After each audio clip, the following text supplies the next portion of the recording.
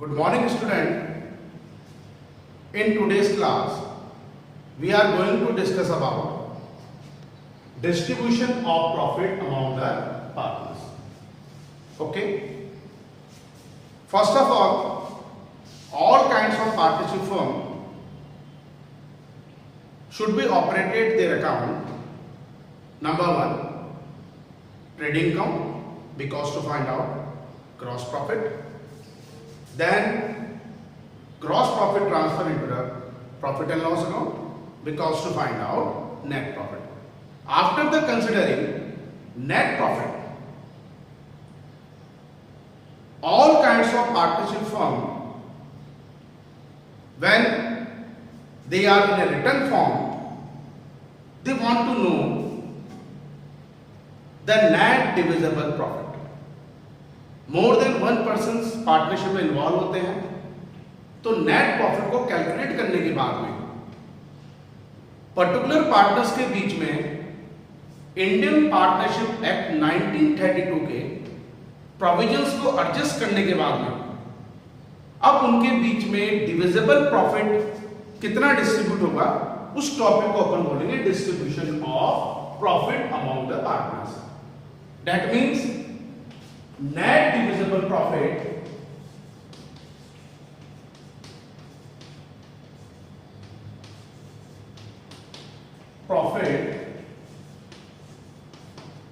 should be distributed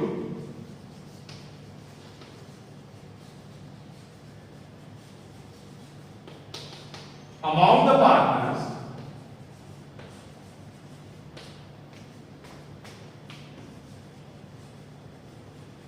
in their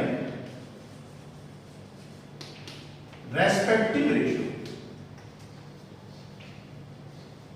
okay, तो Indian partnership act 1932 के according partner से related जितने भी प्रोविजंस हैं, these are number one, interest on capital to partner. Okay. Number two, interest on drawings to the partner.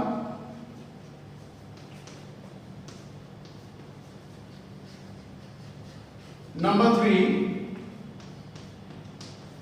salary or commission paid to partner. And number four and final,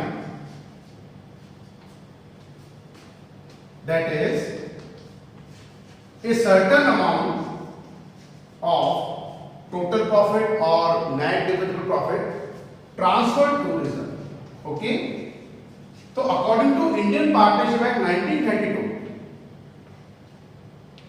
partner से related जो अपने provisions होते हैं जो आपके लिए important है, these are interest on capital to partner, interest on drawings to partner, salary commission paid to the partner and transfer to reserve. Okay, अब इन सब एडजस्टमेंट को एडजस्ट करने के बाद में आप फाइंड आउट करोगे net divisible profit, NDP short form में अपन उसको बोल सकते हैं. एनडीपी को अब आपको पार्टनर्स के रेस्पेक्टिव रेशियो के अंदर डिस्ट्रीब्यूट करना है. तो इस अमाउंट को डिस्ट्रीब्यूट करने के लिए, नेट डिविजिबल प्रॉफिट को डिस्ट्रीब्यूट करने के लिए आपको एक पर्टिकुलर अकाउंट क्रिएट करना पड़ेगा, that is known as profit and loss appropriation account. Previous class में, यस्टरडे क्लास में भी मैंने आपको ये चीज डिफाइन करी थी कि after preparing A profit and loss account, all kinds of partnership firm should be operated profit and loss appropriation account. Why? Because to find out net divisible profit. Okay? लेकिन नॉर्मल कंडीशन क्या है कि partners अपनी partnership deed को return form में भी agreed कर सकते हैं, वो अपने एग्रीमेंट एक रिटर्न फॉर्म में भी इंप्लीमेंट कर सकते हैं और ऑरली फॉर्म में भी इंप्लीमेंट कर सकते हैं. इससे पहले भी मैंने एक चीज आपको एक्सप्लेन करी थी कि अगर पार्टनर्स के बीच में कोई रिटर्न एग्रीमेंट फॉलो हो रहा है तो according to Indian partnership act 1932 उनको कुछ एडवांटेजेस मिलते हैं। That is international capital should be provided to partners. Number 2, international drawing should be charged by the partners. Salary, commission or any kinds of remunerations should be provided to partner. Okay? तो ये सब adjustment according to Indian partnership act 1932 को limited level पे ही होते हैं। Indian partnership act 1932 के according अब आपको एक पर्टिकुलर अकाउंट के अंदर शो करना है, that is known as a profit and loss appropriation account, जो अब मैं डिस्कस करने जा रहा हूं आप लोगों के साथ में। ओके, एक थ्योरिकल फॉर्म की अगर हम बात करें, what is the meaning by profit and loss appropriation account? What is the meaning by profit and loss appropriation account? 11th class में भी मैंने आप लोगों को एक ही चीज डिस्कस करी थी, किसी भी स्पेसिफाइड अकाउंट को जब आप डिफाइन करेंगे डेफिनेशन के अंदर तो आपको 3 चीजें देनी है। Number 1, nature of account. Number 2, what is the provisions should be adjusted in this account, and number 3 and final, what is the object to prepare this account.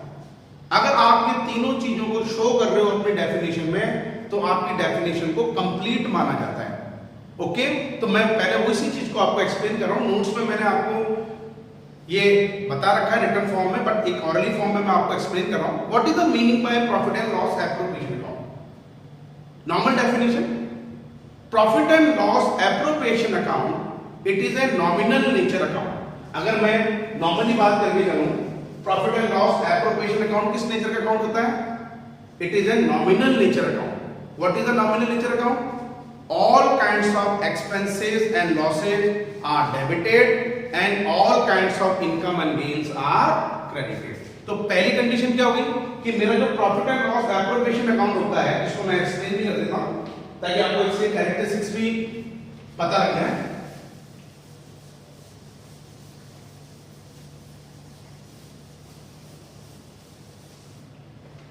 Okay, profit and loss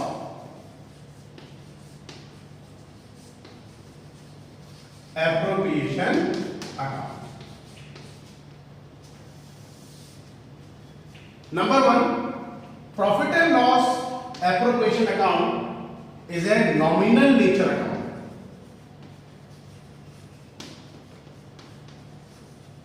okay, आप definition में भी लिख सकते हैं, characteristics पूछे तो उसमें भी आप इसको बता सकते हैं। Number 2,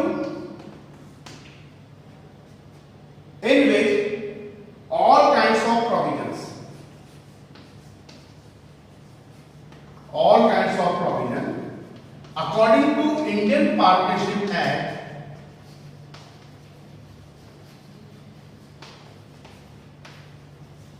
according to Indian Partnership Act 1932 should be adjusted. That is interest on capital to partner, that is interest on drawings to the partner, that is salary commission to the partner, and number 4 transfer to reserve. Okay, तो जितने भी Indian partnership act 1932 के according अपने जो adjustments होते हैं वो आपको पीनल एप्रोप्रिएशन के अकाउंट के अंदर इंक्लूड करने हैं, बताने वो डेबिट साइड पे रिकॉर्ड करने कि क्रेडिट साइड में भी फॉर्मेट क्लियर करेंगे, उसमें आपको अच्छी तरह समझ में आएगा। Number 3, what is the main reason to prepare it? Because to find out net divisible profit which will be distributed among the partners in their respective ratio. तो मेन ऑब्जेक्ट मेरा क्या हो गया? To find out net divisible profit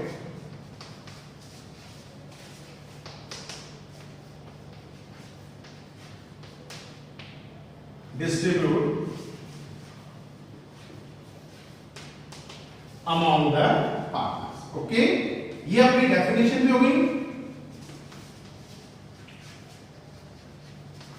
in their respective ratio.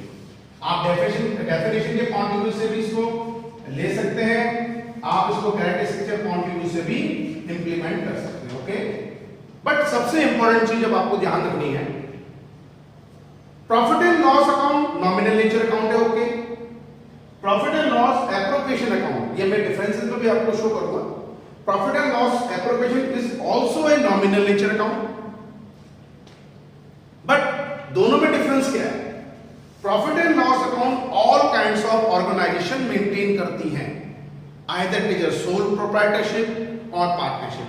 But profit and loss appropriation account किस तरह की organisation operate करती है? ओनली पार्टनरशिप फर्म ऑपरेट करती है। बिकॉज रीजन क्या है? नेट डिविजिबल प्रॉफिट उनको फाइंड आउट करना है। ओके, बट सबसे इंपॉर्टेंट चीज कल भी मैंने आपको चीज एक्सप्लेन करी थी, ट्रेडिंग अकाउंट आर्टिफिशियल पर्सन का बनता है, that is organisation. Profit and loss account ये भी आर्टिफिशियल का बनता है, आर्टिफिशियल पर्सन का बनता है, that is organisation. Profit and loss appropriation account भी आर्टिफिशियल पर्सन का ही बनेगा, जिसको अपन बोलेंगे पार्टनरशिप फर्म। तो ये profit and loss appropriation account जो आप प्रिपेयर कर रहे हैं वो किसके पॉइंट ऑफ व्यू से प्रिपेयर कर रहे हैं? आर्टिफिशियल पर्संस के पॉइंट ऑफ व्यू से। That means all the expenses and losses of the firm should be recorded in a debit side and all the income and gains should be recorded in a credit side of the partnership firm. Okay, but partners capital account कल भी एक चीज अपन ने explain कर दी, ये भी nominal nature account होता है पार्टनर्स कैपिटल अकाउंट, बट ये नेचुरल पर्संस का अकाउंट होता है। तो इसमें भी रूल्स एंड रेगुलेशन वही फॉलो हो रहे हैं, all the expenses losses of the partners, not a partnership firm.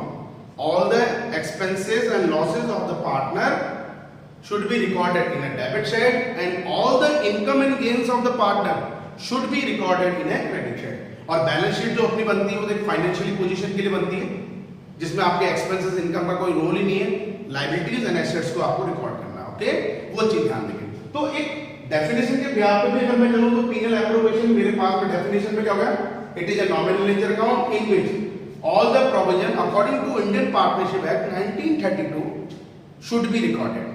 The main object to prepare this account to find out net divisible profit distributed among the partners in their respective ratio. Okay, और अगर मैं characteristics के base पे चलूं 1 2 3 4 characteristics मान लूंगा मैं कि profit and loss appropriation account आपको किसके पॉइंट ऑफ व्यू से प्रिपेयर करना है? आर्टिफिशियल पर्सन के पॉइंट ऑफ व्यू से प्रिपेयर करना है। Okay, clear? ठीक है, अब अपन इसके आगे के टॉपिक में चलेंगे, प्रैक्टिकल फॉर्म में। जब कोई पार्टनरशिप फॉर्म रिटर्न फॉर्म में चलती है, पार्टनरशिप डीड अगर रिटर्नली है तो उस कंडीशन में उनको प्रॉफिट एंड लॉस एप्रोप्रिएशन किस बेस पे बनाना है, और अगर ऑरली फॉर्म में है तो उनको किस बेस पे अपना पीनल एप्रोप्रिएशन अकाउंट क्रिएट करना है। ओके, फॉर ए 4 मार्क्स और 3 marks it is a more important topic, बहुत ज्यादा इंपॉर्टेंट टॉपिक रहेगा आपके 3 मार्क्स के लिए या 4 मार्क्स के लिए, जिसमें आपको पर्टिकुलर अकाउंट प्रिपेयर करने के लिए बोलेगा prepare profit and loss appropriation account. Okay, अब मैं कंडीशन नंबर 1 ही डालता हूं, अगर पार्टनर्स के बीच में कोई रिटर्न एग्रीमेंट है, मैक्सिमम समों में यही मिलेगा आपको कि पार्टनरशिप डीड है, एक रिटर्न फॉर्म में है और इंडियन पार्टनरशिप एक्ट 1932 को फॉलो करते हुए उन्होंने अपनी end of their P and L appropriation account create कराया, बना लिया।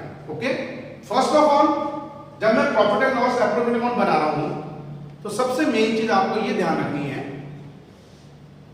कि इसका फॉर्मेट को क्या बनाना। Presentation of some 11th class में भी मैंने इसी पे फोकस किया था आप लोगों को कि प्रेजेंटेशन ऑफ सम बहुत अच्छा होगा, अट्रैक्टिव है, नीट एंड क्लीन वर्क अगर आप कर रहे हैं तो आपको मार्क्स मिलेंगे। तो मैं सबसे पहले जब profit and loss appropriation account बनाऊंगा तो मैं उसमें हेडिंग क्या लिखूंगा?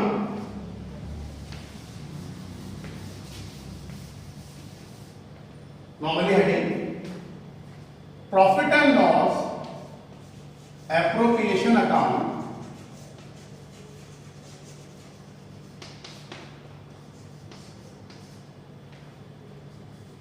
for the year ending, जो भी ईयर एंडिंग होगी 31st मार्च 2010 31st मार्च 2011 अब नॉमिनल नेचर अकाउंट है, दो side,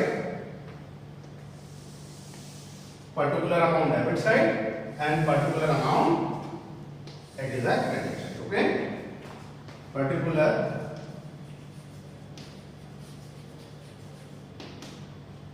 amount that is debit and particular amount that is credit. Okay,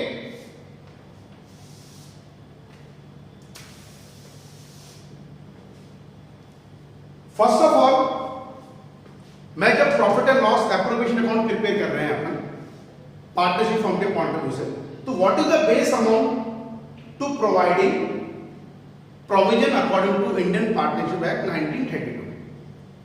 जब आपके पास प्रॉफिट होगा तभी आप इंडियन पार्टनरशिप एक्ट 1932 को फॉलो करते हुए पार्टनर से रिलेटेड एडजस्टमेंट्स कर सकते हैं. अदरवाइज अगर आप लॉस में हो तो you should not provided this provisions. Okay, तो सबसे पहला जो बेस अमाउंट है that is profit and loss account बनाने के बाद में जो आपका नेट प्रॉफिट आया था उसको आप किसमें ट्रांसफर कर रहे हैं?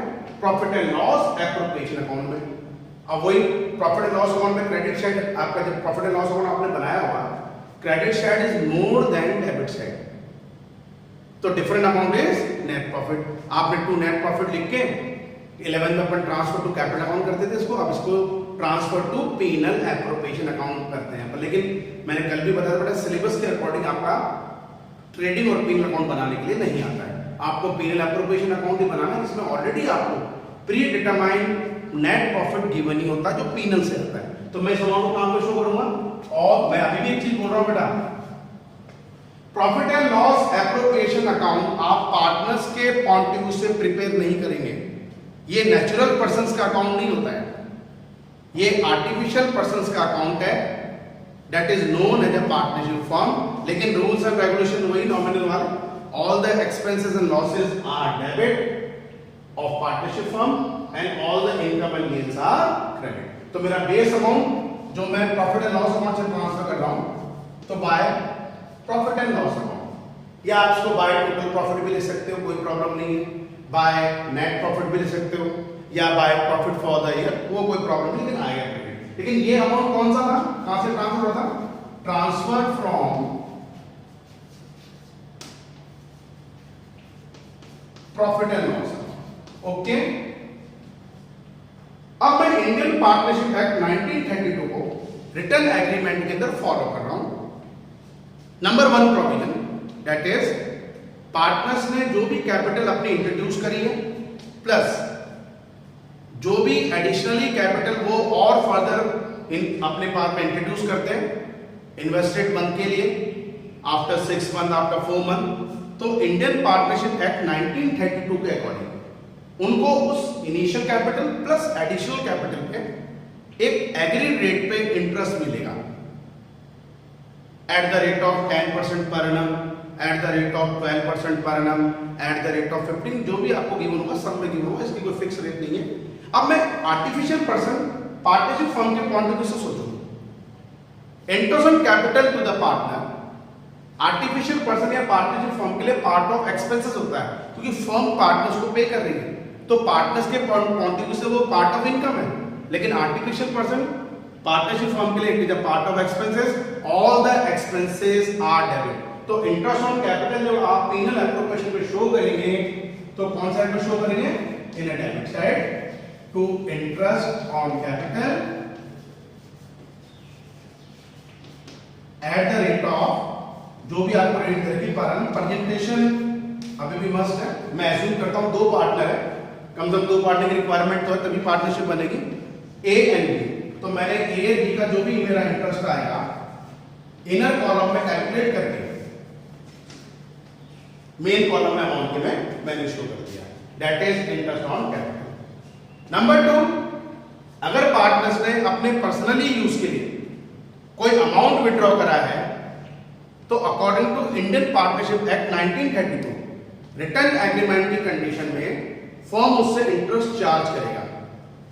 तो पार्टनर्स के पॉइंट ऑफ व्यू से, नेचुरल पर्सन के पॉइंट ऑफ व्यू से it is a part of expenses, but artificial person के पॉइंट ऑफ व्यू से that is partnership form, it is a part of income.